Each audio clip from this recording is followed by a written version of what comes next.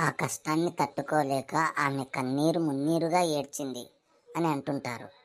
కన్నీరంటే తెలుసు, మరి మున్నీరంటే ఏంటి తెలుసా? ఏడ్చినప్పుడు కంటి నుంచి కారే నీటినే కన్నీరంటారు. మరి మున్నీరంటే ఏంటో తెలీదే. గుర్తొచ్చింది. మున్నీరంటే సముద్రం, మహాసముద్రం అన్నమాట.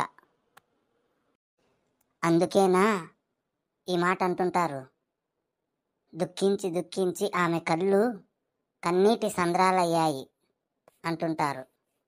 నిజమే కాబోలు. పాయింట్ భలే పట్టేశావు. ఆ దుర్వార్త విన్న వెంటనే వారి కళ్ళు కన్నీటి సంద్రాలయ్యాయి అని కూడా అంటుంటారు.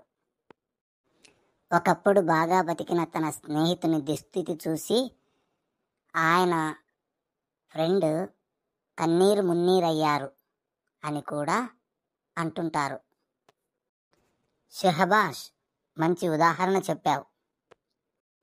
నీవు మహానటివి కదా, ఒకసారి కన్నీరు మున్నీరుగా చూద్దాం. ఒక కంట కన్నీరు కార్చాలా, రెండు కన్నుల్లో కన్నీరు కార్చాలా? నీవు మహానటి సావిత్రివా? ఆమెలా మాట్లాడుతున్నావు? కన్నీరు మున్నీరును ప్రత్యక్షంగా చూపించు. ప్రయత్నిస్తా. బాగా చేశానా యాక్టింగ్? వామ్మో, నీవు నిజంగా మహానటివే. నీకో దన్నం.